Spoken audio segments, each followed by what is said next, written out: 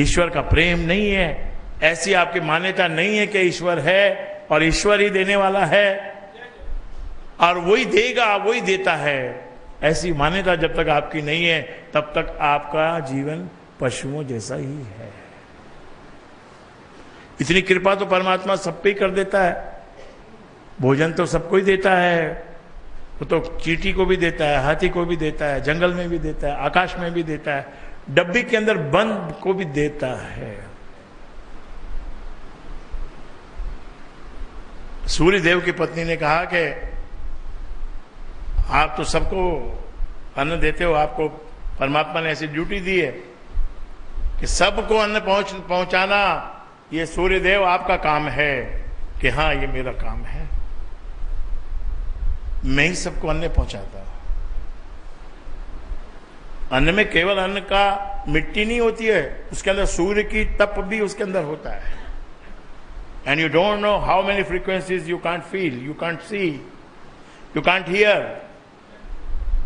जितना तुम देख सकते हो, जितना तुम सुन सकते हो, उतना ही संसार नहीं है। ये तो बहुत थोड़ा सा तुम्हारा डोमेन है जिसको तुम देख सकते हो, सुन सकते हो।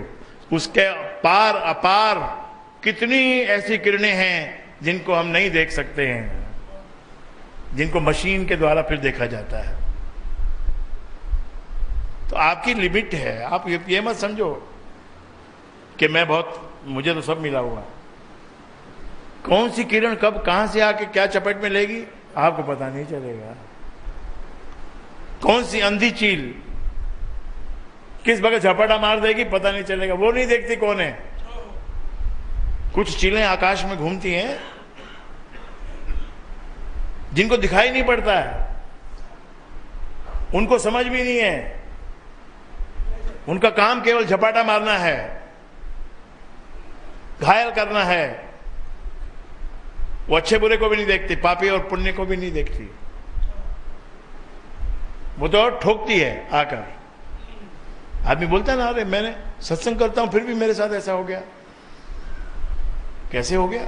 क्योंकि वो जो चील है वो अंधी है। तुम्हारे अंदर कब बुराई उत्पन्न हो जाए, एक सेकंड के भीतर वो बुराई उत्पन्न हो सकती है। विद इन सेकेंड्स वो चील तो आएगी, जब आएगी तुम खुद ही बुरे बन जाते हो। और कभी कभी तुम बहुत अच्छे बन जाते हो। जब अच्छे का प्रभाव हो, अच्छे का जब पैरा हो, तो उस वक्त जितने भी अच्छे काम हैं जल्दी जल्दी करने चाहिए। दान का क्या असर है? दान करने से क्या फायदा होता है? दान करने से गरीब का पालन होता है, ठीक है, पर तुमको क्या फायदा होता है? दान करने से क्या होता है? देव प्रसन्न होते हैं। देव यानी जिससे इस सृष्टि में सारी वस्तुएं प्राप्त होती हैं।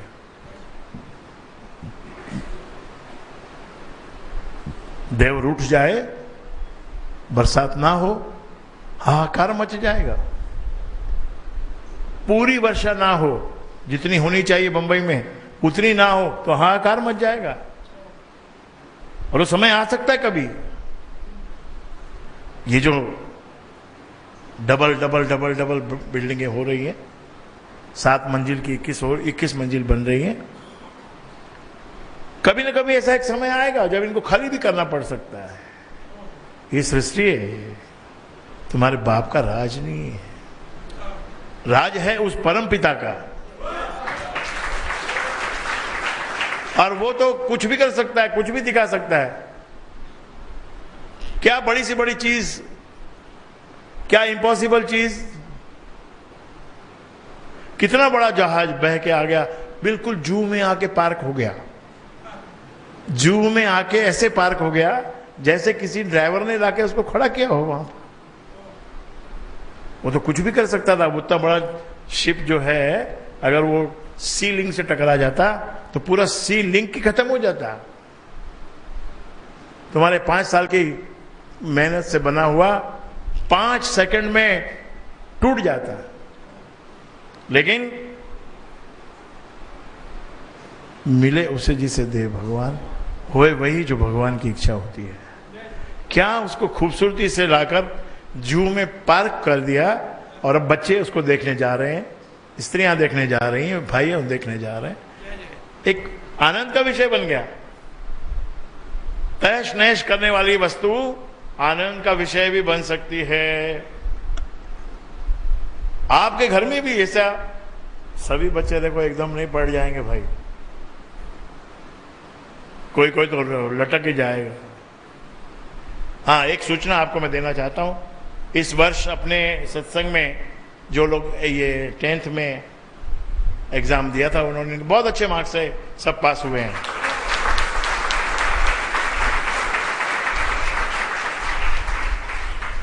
एक लड़की, उसका आया है 95%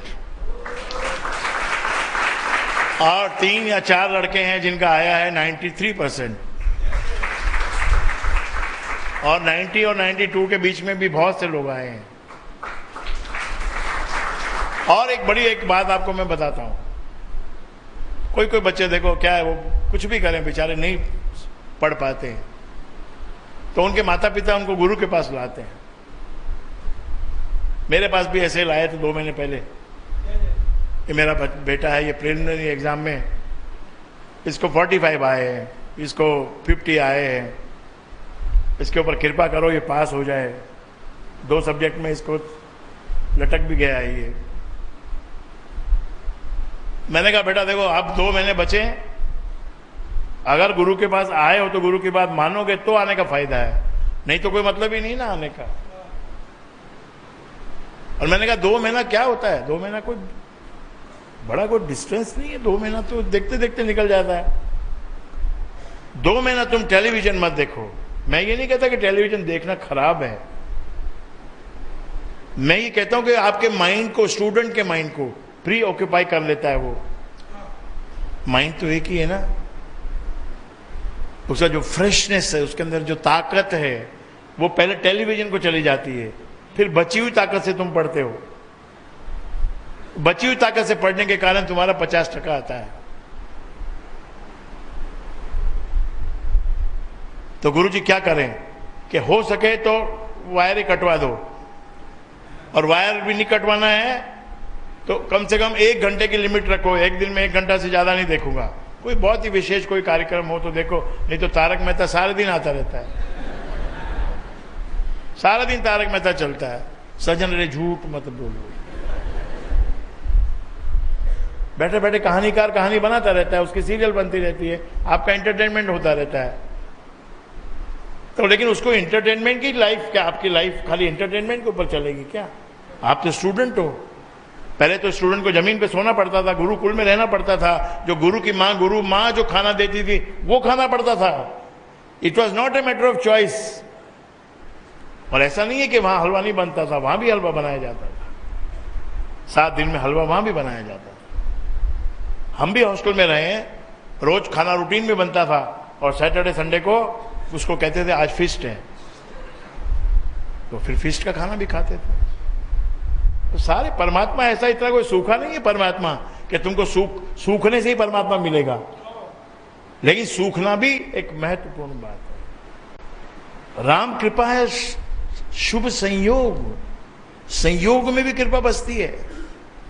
तुम्हारा गुरु कौन है, कितना निराशावादी और कितना आशावादी है, वो तुम्हारे अंदर क्या भरता है, तुमको गुरु को देख के तुम्हारे अंदर क्या स्पिरिट जगती है, वही तो मेन गुरु का तो रोल ही वही है। इधर एक भाई आता है पंड्या, वो बोलता है गुरुजी हम लोग 5-6 दिन ऐसे रहते हैं एकदम, अरे क्या यार जिंदगी है, बेकार है, ये मिला वो मिला, ये नहीं मिला वो मिला। लेकिन फिर जब ये संडे को जब आपके पास से भी गुजर जाते हैं तो पूरा एनर्जी अंदर भर जाती है।